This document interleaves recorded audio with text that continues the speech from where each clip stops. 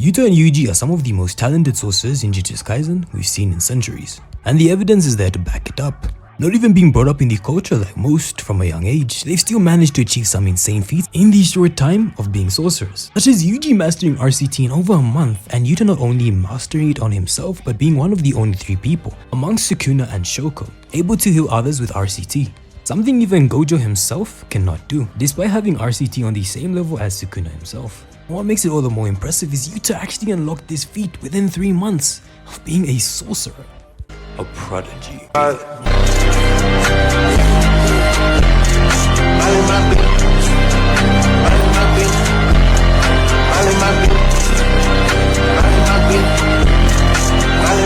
Though I do think it fair to call Yuji a prodigy as well, cause he learns just as fast as Okotsu, if not faster. As we've seen him learning to channel his cursed energy in a do in just over a day. Wow, he learns surprisingly quickly.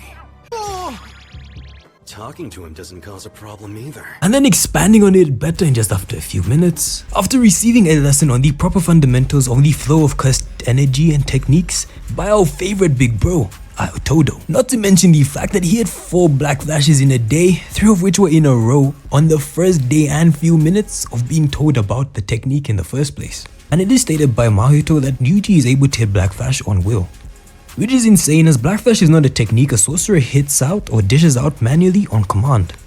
It's more so a phenomenon that happens when you're suddenly in the zone like athletes, as stated by Nanami. So Yuji being able to do this on the fly is a level of instinct that is truly ultra. Though the Street Fighter knockout specialist's most impressive technique is that of being able to damage the soul.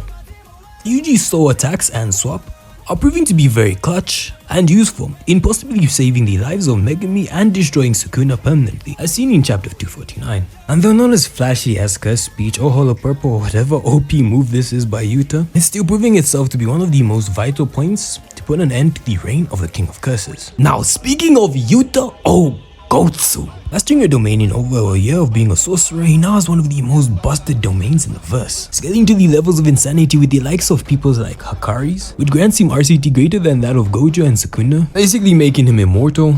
Unlimited Void, which fried Sukuna's brain after just 10 minutes of pure exposure, leaving him unable to even utilize RCT. Malevolent Shrine, a domain with no barrier itself, that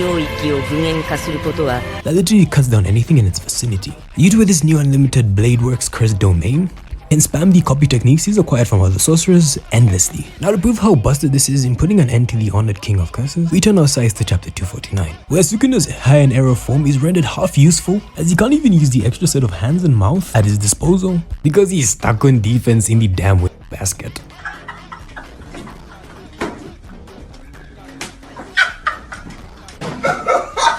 But honestly, Sukuna fans, you do not need to worry, cause with a dick rider like Geigo on your side, you will never truly experience fear. So despite the impressive stature that these two possess, why do Kenjaku and Sukuna go out of their way to just downplay them both? One reason might stem from the clash of ideologies in how the old and new gen see things differently. From Gojo moving upwards, sorcerers bore a selfish ideology doing what mainly pleased them, whether wanting to be the undisputed strongest like Gojo, Kashimo and Sukuna, or just simply trying to turn the world into Armageddon for the fun of it like Kenjaku. Everybody be trying to ask Kenjaku why he's trying to merge Tengen with the non-sorcerers and he's just like, shit, I'm just trying to see what happens. This is the equivalent of giving a 5-year-old unlimited power. This man is truly a menace to society. He's messing with everybody's lives for the fun of it. But back to the main topic of discussion, for Yuta and Yuji, they are selfless in their actions. What do you want? What are your goals? I just don't want to see anyone getting hurt again. You're not scared though.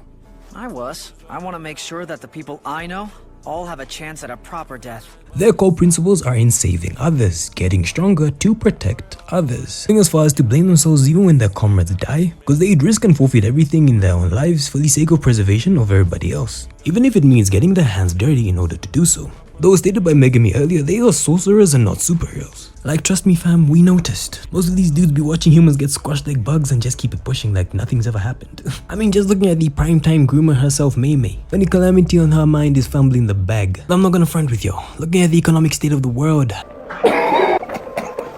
she's onto something. To further prove the argument for the clash of ideologies, it's evidently shown in chapter 249 seen by Sukuna. Yuji's unbreakable will is impacting that of his own, making him wonder why he's even doubting the code he's lived by for a millennia of doing whatever the he wants. And we also know with Kenjaku, the Tokyo's head of sorcerer, who is under a similar issue, doesn't like to be bored, so someone like Yuta, despite even being Himothy, even unto his defeat and death, would not even acknowledge him or Nitakaba. Putting it simply, these guys are a bunch of 1000-year-old boomers who can't see the new gen doing anything better than them in every aspect, or just being a little hypocritical in who they find worthy and who they don't, and will go to crazy extreme lengths to lie to themselves. At the end of the day, you can downplay them all you want, but the new era will not be defined by the old ways and will surpass them.